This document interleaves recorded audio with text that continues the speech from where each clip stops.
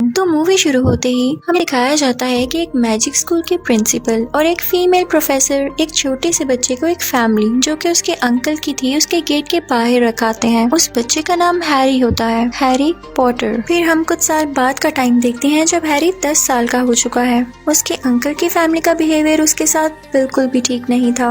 वो उसे बहुत मारा करता था और उसे स्टेयर्स के नीचे वाली जगह पर उसके रूम में बंद कर दिया करता था। एक दिन अचानक से हैरी के लिए कहीं से कुछ लेटर्स आते हैं, लेकिन उसका अंकल उसे फाड़ देता है। तभी एकदम हर जगह से लेटर्स की बारिश होने लगती है। उसका अंकल तंग आकर एक सुनसान जगह पर उसे और अपनी फैमिली को ले आता है, लेकिन तभी वहाँ पर एक जायंट आदमी आता है। वो हैरी से कहता है कि तुम्हारे पेरेंट्स मैजिक जानते थे, वो लोग तो इस दुनिया में नहीं रहे, लेकिन तुम भी एक विज़र्ड हो। और इसी के साथ वो उसे एक एडमिशन लेटर देता है और हैरी को जबरदस्ती अपने साथ लंदन ले जाता है। वहाँ वो लोग जादुई बैंक जाते हैं, जहाँ से हैरी अपने पेरेंट्स के छोड़े हुए पैसे लेता है। इसके बाद वो लोग मैजिकल वॉन्ड खरीदने चले जाते हैं जो कि मैजिकल स्कूल में हैरी के काम आने वाली थी। फिर वो जायंट आदमी हैरी को एक आउल देता है। हैरी उससे पूछता है कि मेरे पेरेंट्स कहाँ गए, तो वो जायंट आदमी उसे बताता है कि उन्हें एक शैतान वोल्डेमॉर्ट ने मार दिया। तब तुम बहुत छोटे होते थे और जो निशान तुम्हारे माथे पर है वो भी उसी का दिया हुआ है। फिर वो जायंट आदमी हैरी को एक स्टेशन पर छोड़ देता है। उसका प्लेटफॉर्म था एक दीवार से गुजरकर। वो उसी दीवार में से गुजरकर अपनी ट्रेन की तरफ जाता है। वहाँ पर उसे एक ऑरेंज बालों वाला बच्चा मिलता है जिसका नाम रॉन होता है।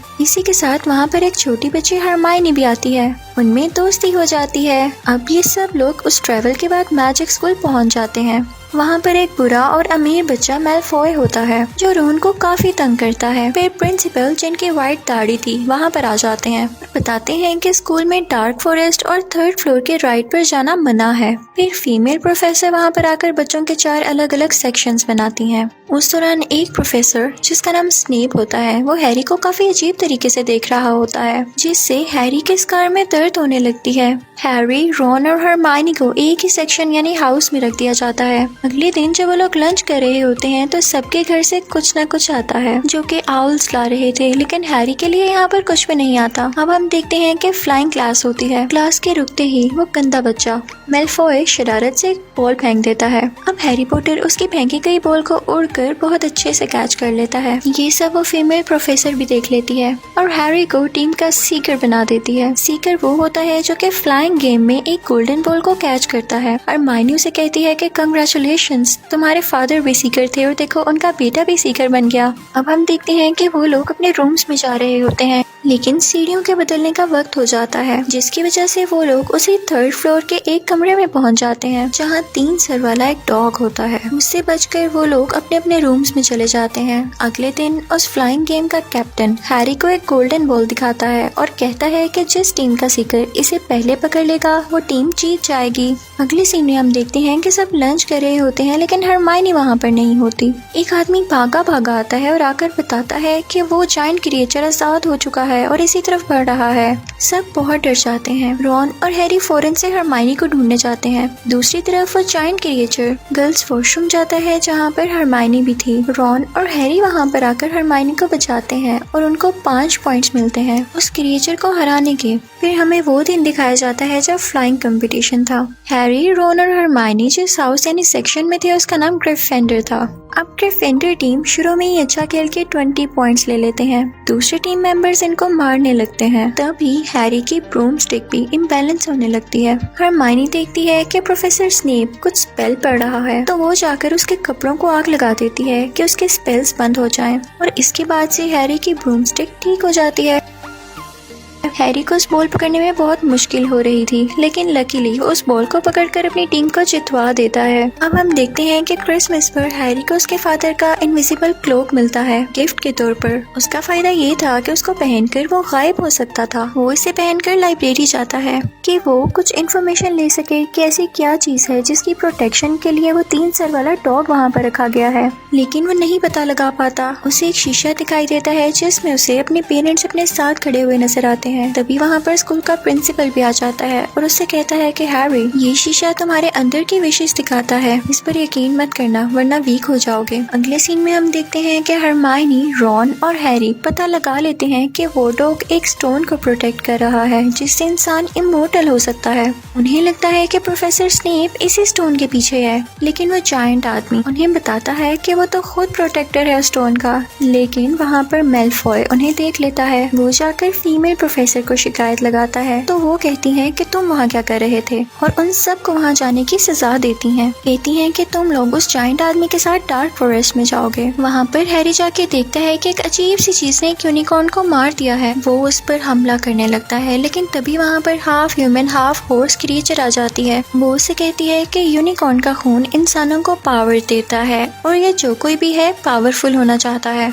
हैरी को लगता है कि ये वोल्डेमॉर्ट हो सकता है। हरमाइनी, रोन और हैरी सोचते हैं कि पता नहीं वो स्टोन सेफ भी है या नहीं, क्योंकि हो सकता है स्नेप ये स्टोन वोल्डेमॉर्ट को देने के लिए चुराना चाहता हो। तो हम रात को उसे जाकर देखेंगे। वो वहाँ जाते हैं तो स्टॉक की आंख खुल जाती है। जैसे तैसे करके ये लोग उस रूम के नीचे जाते हैं, लेकिन एक प्लांट में फंस जाते हैं और मुश्किल से फ्री होते हैं। फिर हैरी सही की कैच करता है और वो लोग उस रूम में जाते हैं जहाँ बहुत बड़ी चेस पड़ी होती है। वो लोग उसको रियल लाइफ में खेलते हैं, यानी ये लोग खुद ही कैरेक्टर्स थे उस गेम के। हैरी अब अकेला अंदर जाता है, जहाँ पर उसे पता चलता है कि स्नेप नहीं बल्कि स्नेप का सर्वेंट असल में वो स्टोन चुराना चाहता है। और उस दिन फ्लाइंग गेम में भी यही स्पेल्स पढ़ रहा था और स्नेप हैरी को बचा रहा था। हैरी को रियलाइज होता है कि स्टोन अब उसकी पॉकेट में आ चुका है और अब वोल्डेमॉर्ट उस सर्वेंट से कहता है कि हैरी को मार दो, लेकिन हैरी भी उससे लड़ता है और उस स्टोन की पावर से वो सर्वेंट जल के राख हो जाता है। अब वोल्डेमॉर्ट की सोल उसमें से निकलकर हैरी को टच करके जाती है, जिसकी वजह से हैरी बेहोश हो जाता है। जब उसको होश आती है तो उसके पास स्कूल का प्रिंसिपल होता है, यानी वही दाढ़ी वाला आदमी। वो बताता है हैरी को कि तुम्हारे दोस्त सेफ हैं और वो स्टोन भी तबाह हो चुका है।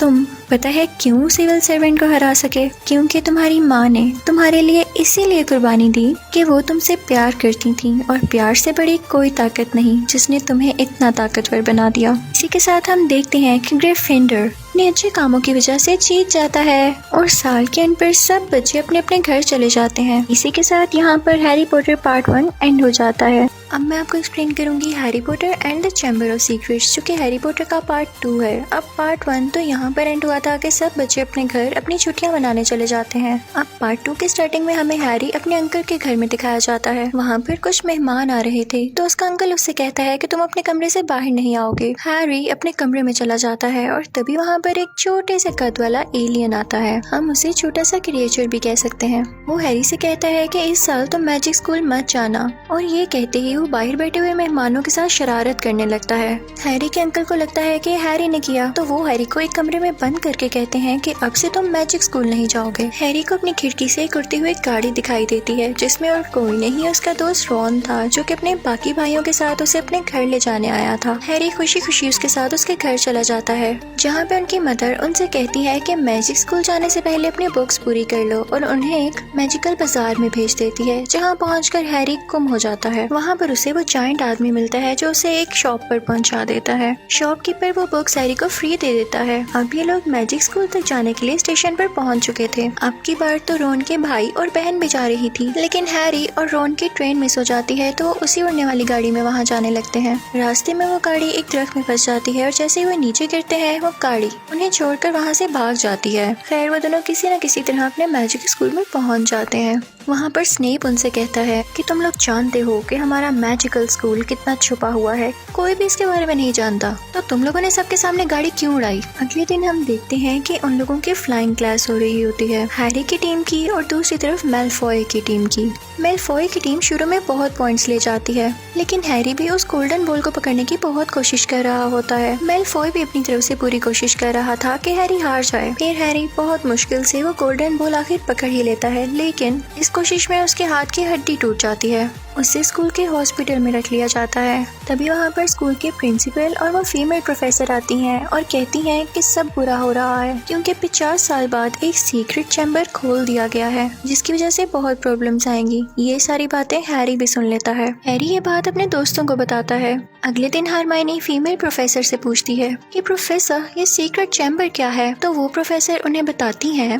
कि इस मैजिक स्कूल को 4 जादूगरों ने बनाया था। उनमें से 3 तो बहुत अच्छे थे, यानी वो ये भी चाहते थे कि ऐसे बच्चे जिनकी फैमिली में से बेशक कोई जादूगर न हो वो भी यहाँ पर आकर पढ़ सकते हैं, जादू सीख सकते हैं। लेकिन जो चौथा जादूगर था वो ऐसा बिल्कुल नहीं चाहता था। तो उसने एक सीक्रेट चैम्बर बनाया जिसमें उसने एक बहुत बड़ा ड्रैगन स्नेक रखा जो उन बच्चों पर अटैक करता है जो कि जादूगरों की फैमिली से नहीं होते। अब उन तीनों दोस्तों को मैलफॉय पर शक होने लगता है क्योंकि वो भी ऐसे बच्चों को पसंद नहीं किया करता था। इस चीज का पता लगाने के लिए वो लोग एक पोशन बनाते हैं जिसे पीकर वो मैलफॉय के दोस्त में बदल जाते हैं और फिर हमें पता चलता है कि सीक्रेट चैम्बर मैलफॉय ने नहीं खोला। दिन गुजरते जाते हैं और अटैक्स बढ़ते जाते हैं और अब की बार तो हरमाइनी पर अटैक हुआ था। वो बिल्कुल बेजान हो जाती है। हैरी उस पर रिसर्च करने लगता है कि आखिर ये है कौन और उसे विजन आता है कि वही जायंट आदमी, उसी ने वो सीक्रेट चैम्बर खोला था। तो इस बात का पता लगाने के लिए रॉन और हैरी उस जायंट आदमी के पास जाते हैं। लेकिन इससे पहले कि वो कुछ बता पाता तो वहाँ पर मैजिक स्कूल के प्रिंसिपल और मैलफॉय के फादर आ जाते हैं। उनके साथ एक और मैजिशियन होता है, लेकिन ये देखते ही हैरी और रॉन फौरन से उस मैजिकल क्लॉक में छुप जाते हैं।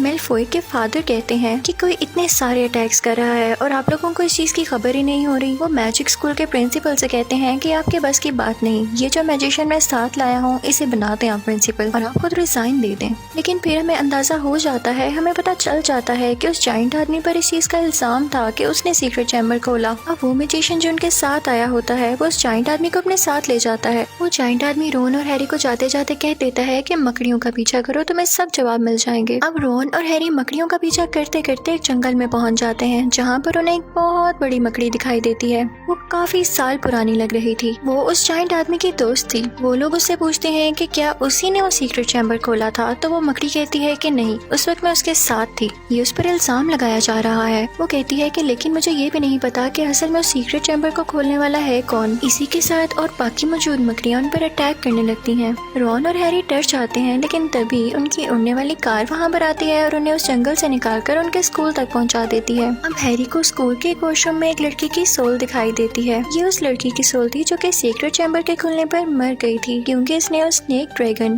की आंखों में देख लिया था। हैरी सोचता है कि सीक्रेट चैम्बर यहाँ कहीं ही है। वो लोग उस चैम्बर को ढूंढने लगते हैं और रॉन और हैरी को चैम्बर वॉशरूम में ही मिल जाता है। उनके साथ वो शॉपकीपर भी था जिसने हैरी को फ्री बुक्स दी थी। इनफैक्ट वो बुरा आदमी था जो मैजिक स्कूल के राज जानने आया था। वो तो ठीक से मैजिक भी नहीं कर सकता था, सिर्फ बुक्स लिखता था लोगों को उल्लू बनाने के लिए। अब वो तीनों सीक्रेट चैम्बर के अंदर जाते हैं। उन्हें वहाँ पर स्नेक के कुछ साइन मिलते हैं कि यहीं पर रहता है। लेकिन तभी वो शॉपकीपर रॉन की वॉन्ड से उन पर मैजिक पढ़ने लगता है, मैजिक स्पेल करने लगता है। लेकिन लकीली रॉन की वॉन्ड खराब थी तो उस पर उस मैजिक का असर उल्टा खुद पर ही हो जाता है। हैरी रॉन से कहता है कि तुम इस आदमी के पास रहो, मैं अंदर जाता हूँ। अब जब हैरी अंदर जाता है तो देखता है कि रॉन की बहन वहाँ पर बेहोश पड़ी हुई है और उसके साथ एक लड़का खड़ा है जो कि उसे बताता है कि इसमें वो सब मेमोरीज हैं कि जब सीक्रेट चैम्बर को खोला गया था। इस लड़की में ये चीज मैजिक की वजह से आ गई और मैं अब इसको हासिल करना चाहता हूँ। जब ये मर जाएगी तो इसकी सारी मेमोरीज मेरे पास आ जाएंगी और मैं पावरफुल हो जाऊंगा और मैंने ही इसको कंट्रोल करके सीक्रेट चैम्बर खुलवाया है। तभी वहाँ पर वो ड्रैगन स्नेक भी आ जाता है जो कि हैरी पर अटैक करने लगता है। लेकिन किसी तरह से उस मैजिक स्कूल के प्रिंसिपल को खबर हो जाती है और उनका ईगल हैरी की हेल्प के लिए आता है। वो अपने साथ एक स्वर्ड भी लाया था